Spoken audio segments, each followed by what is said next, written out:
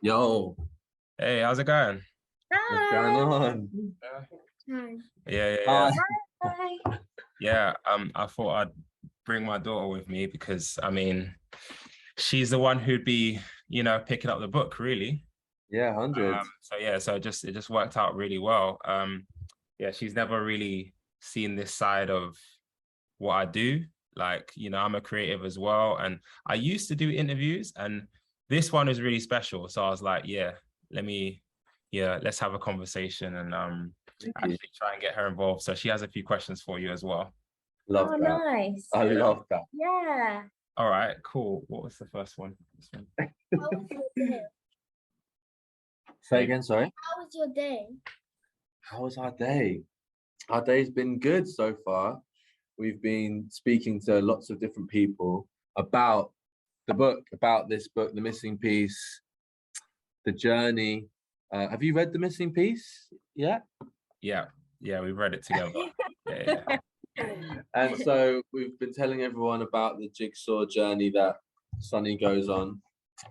And yeah, other than that, yeah, The sun is shining. It's good. drinking water, eating Yeah. croissants, that kind of vibe. Living the life. Nice. Cool. So obviously, The Missing Piece. I love the illustrations. I love the whole message behind the story. Thank you. And do you know what? I'll let you have your second question. Go on. How did you come up with this story? I came up with a story because I was just thinking about my own obsession with completing things, and I wondered if it was a good idea for me to always think about when things are finished rather than think about how I feel whilst I'm making something. So that was a conversation I had with myself, and just through other sequences of events. I read a kid's book once to my friend's daughter, and I loved it, and I thought, well, maybe I can use a kid's book to get through this message about always completing things. And so I thought I'd do it use a jigsaw puzzle as the image. In this book it's literal. I also think it's figurative. The jigsaw puzzle could be anything. And that's basically how it came about. I just wanted to write that story for myself. Yeah. Nice. We do jigsaws together, and like that's one of the things that she really enjoys. Do you like completing the puzzle? Do you like finishing the jigsaw? Do you like finishing the jigsaw? Yeah. Yeah.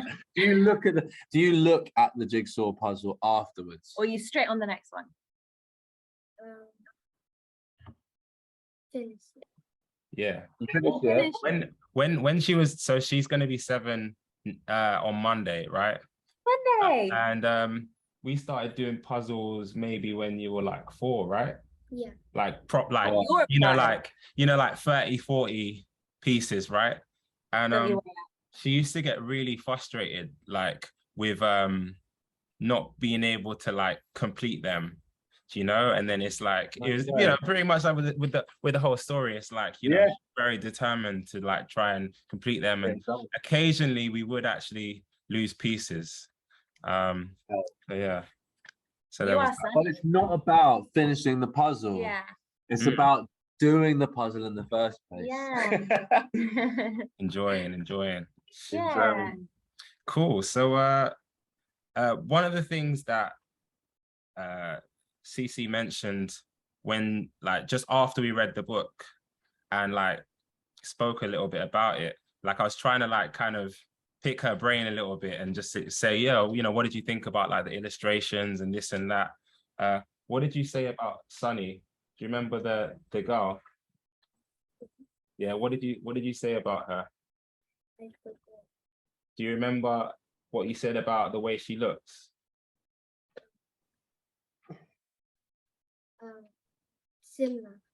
Similar to who? To me. Hey. Yeah, and how did that make you feel? Why did it make you feel happy? I don't know. Okay. It's probably a deeper question, but yeah, like I'll just elaborate on that. Like yeah, so like I always, with like literature and things like that, you know, like I'm very much into like escapism, and you know, characters don't necessarily always need to look like myself or her or whatever. They can be green or whatever, but I always think that within the imaginative space, it's nice to have, you know, Black characters, you know what I mean? You know, children of color and all sorts, because I think that it's nice to be able to see yourself in that space. Yeah. But yeah, like my question is to you guys, like, what made you want to go with like a Black girl lead for the story? I'm, you know what? I'm actually kind of confused by it, because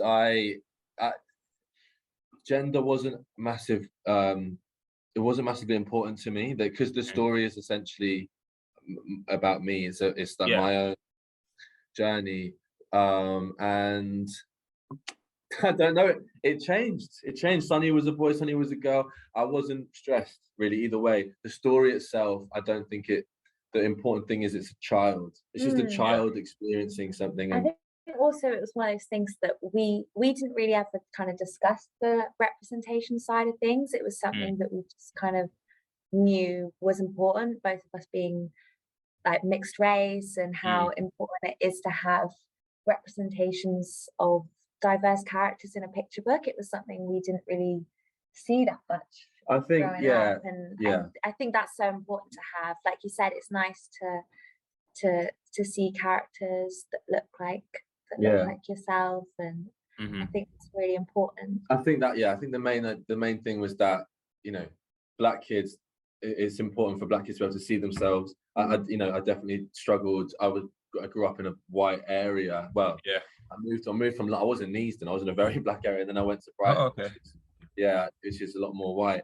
So my formative years were in that space, and you get lost sometimes, especially if there aren't anchor points, reference points for your own identity. So yeah, I definitely wanted to write a book about a Black child. The fact that it's a Black girl is great, love that. And then with Beth, my whole thing with Beth was that I wanted to have an artist on board who could push their own wild imagination, colors, experience, everything into it. I wasn't precious about that side of things at all.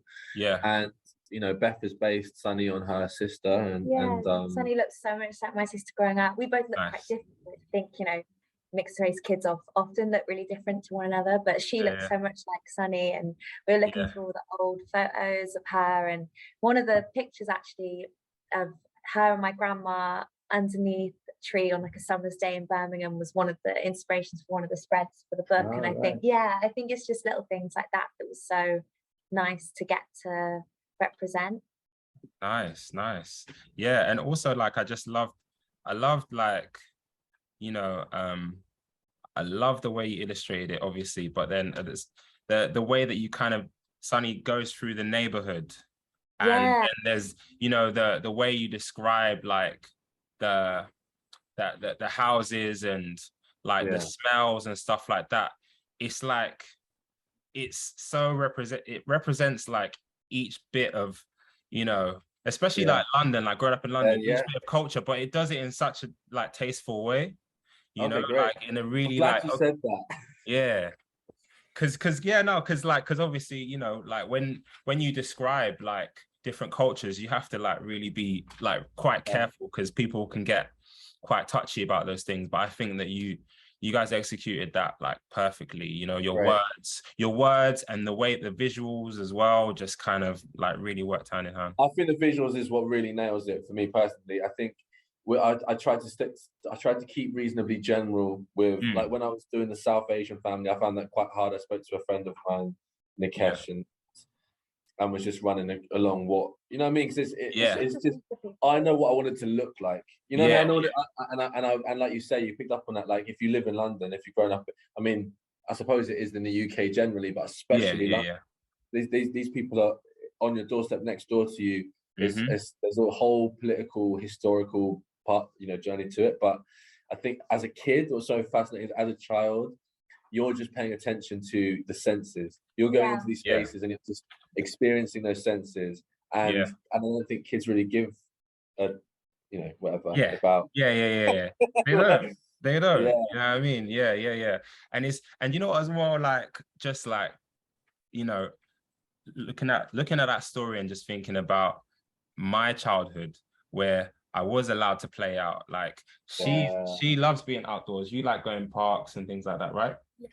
Okay, she's a little bit shy, but but she's not normally this quiet, but it's okay. She'll get used to things like this. Yeah. But, she loves being outside, and you know, obviously she's still a bit too young to like travel by herself. But when I was like maybe a little bit older than her, I would go and knock for my friends, and that's something that she does in the story, and like, it's just nice to see, and that is a big part of, you know, like, growing up. We also wanted to put a black kid in the countryside too. That was another important thing. It's not like a real. It's a kind of heightened existence. It's like London. It's like a city. London is all the energies of it, but just in the grass. Because I have this obsession with the idea that one day there'll be like an exodus from London. And everybody connects with nature. No, for real. Now, low key, it's already kind of happening. You know, work from home as well. Like, you know, it's something that I do. Like, they're trying to like make me go half in, half out. But I'm like, you know what? Actually, I can be in nature within, you know, within 5 minutes if I want to be, or I can be indoors, and that's a beautiful thing, you know. And like, we're no longer. So we're no longer bound to the restraints of like the office, so to speak, you know, like, okay, fine, we've got technology in that, but at the same time, I think like lockdown has really helped with just like, even like during lockdown, what were we doing? I was teaching her how to skip. Do you know what I mean? Things like that. I'm like, let's go outside and do that. Like, you know, you can't necessarily like shouts out to all the teachers and stuff like that who have to do a lot of things, and you help along with that as a parent, but then there's life skills and there's things that, you know, she's not going to learn at school. You know? 100%.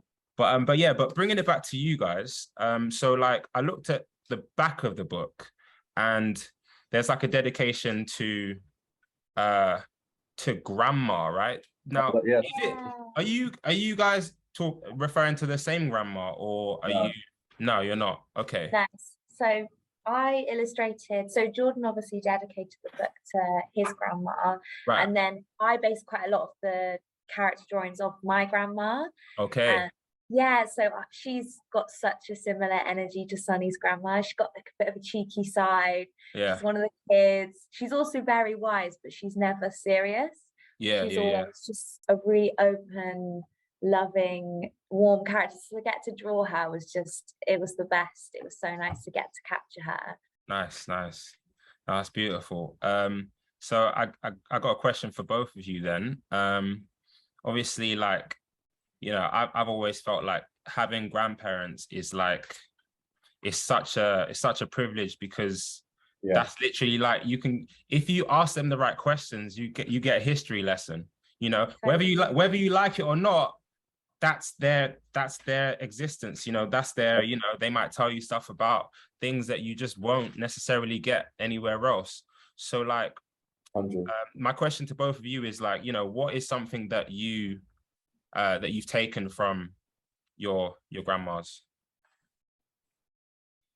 Well, my grandmother was a big inspiration for me in terms of writing in the first place. That's what's so beautiful, is that's what comes full circle, is that a lot of my childhood memories were sitting with my gran whilst we read kids' books, whilst we read poetry, and she was just very engaged. I mean, my grandma was an English teacher, so she was very engaged with that part of my life. So I grew up with a love for poetry, for written word, and we used to read Chicken Soup for the Soul, and honestly, until the day she died, even when she had forgotten kind of where she was, or she struggled to remember what day it was, or, you know, when she was losing her mind. Dementia. Dementia. He was still able, in the moment, to just recite whole poems, songs, with this massive smile. Like, she was a beaming ray of warmth, and an incredible woman. So Definitely a love for language.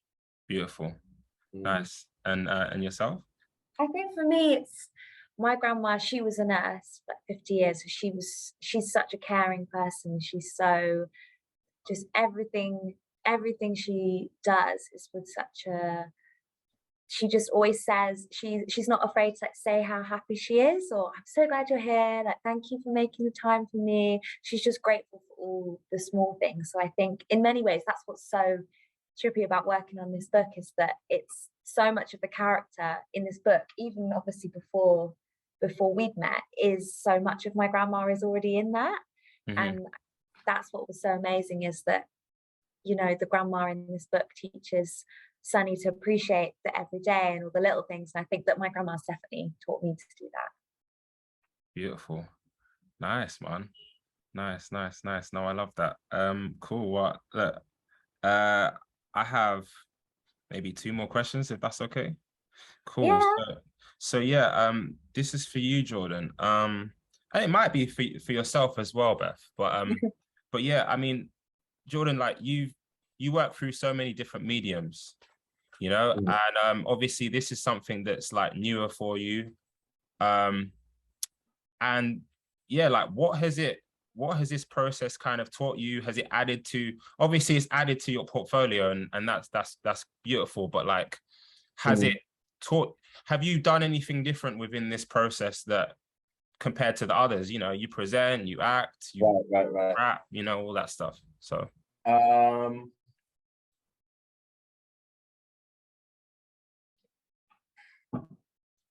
my question. I think there's definitely been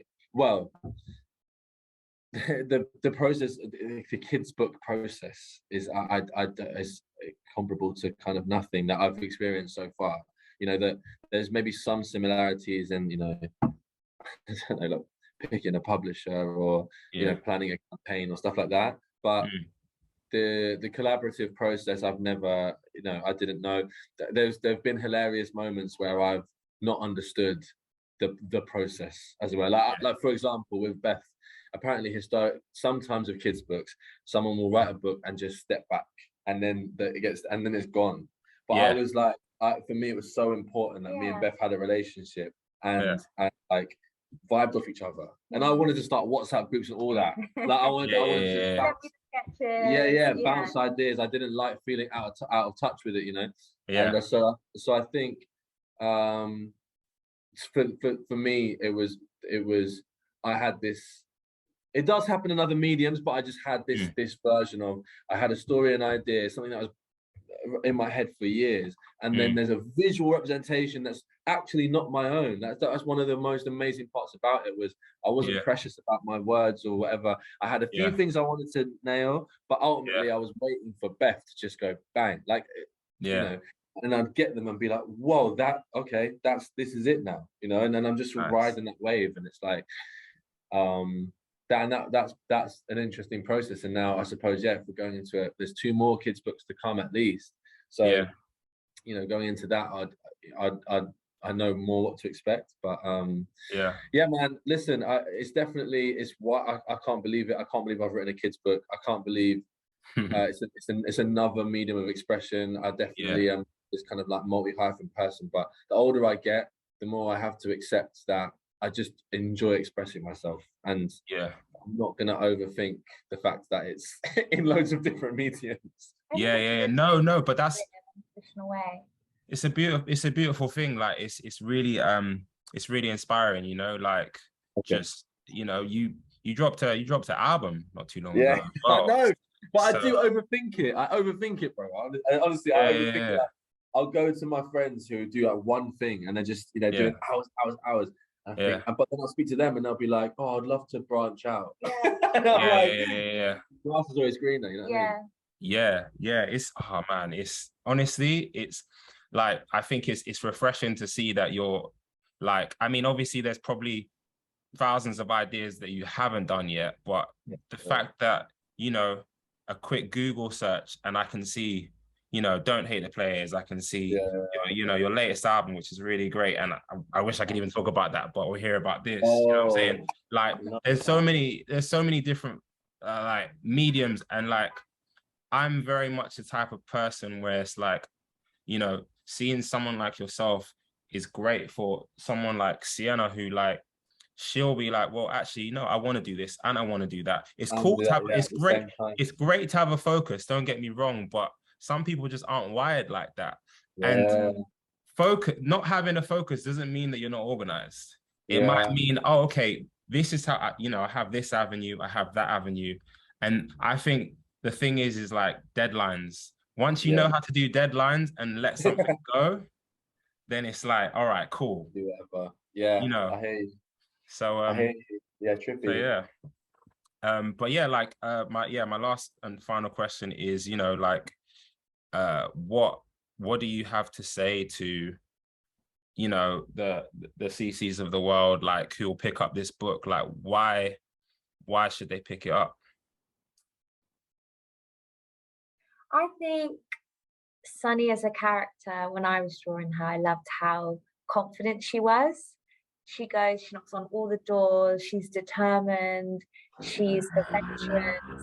So I guess I'd hope for people to kind of take away that element of seeing a strong female character of color, just, go into the world with like so much positivity and strength, and just to have an openness to like learn about the world and to have like a glass half full perspective and see the world with loads of color in it, with like loads of joy and positivity. And I just think representing that joy is something that I want them to go forward with, I guess. Yeah, that for sure. That, and you know, that the love for outsides, which we've already covered. I would love that.